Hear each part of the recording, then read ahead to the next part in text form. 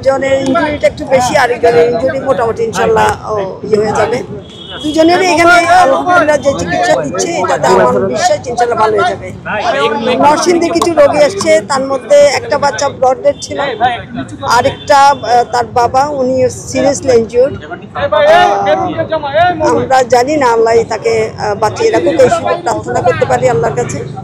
এবং বিভিন্ন জায়গা থেকে খবরগুলি আসছে, মিটফোর্ডে যেটা আমরা জেনেছি ওখানে 3 জন ব্লড ডেড এসছে, তার মধ্যে একজন আমাদের মিটফোর্ড সলিমুল্লাহ মেডিকেল কলেজ হাসপাতালে কলেজের শিক্ষার্থী, 2য় বর্ষের শিক্ষার্থী, আর 2 জন।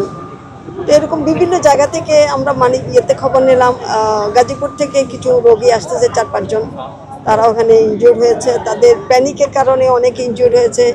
শিশুদের মধ্যে অনেকে প্যানিকের কারণে হাসপাতালে এসেছিল, তাদেরকে তারা চিকিৎসা দিয়ে ছেড়ে দিয়েছে। কিছু কয়েকজনকে তারা রেখেছে যারা প্যানিক বেশি হয়েছে, আর যেগুলো ফিজিক্যালি ইনজিউর্ড হয়েছে তাদেরকে তারা ঢাকা মেডিকেলে রেফার করেছে, তারা আসতেছে।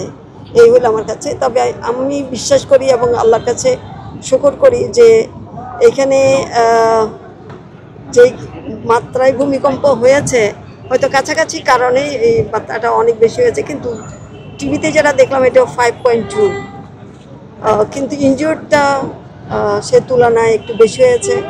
ঢাকার যেগুলো ছাত্ররা এখানে ভর্তি হয়েছেন তাদের কেউ কেউ অনেকটা প্যানিকে হয়ে একজন দোতলা থেকে লাফ দিয়েছে, আরেকজন দোতলায় নামতে গেছিল, সেখানেই ঝুলেছিল, ওখান থেকে পরে ব্যালেন্স হারিয়ে পড়ে গেছে। এরকম নানান বিষয়গুলো আসছে।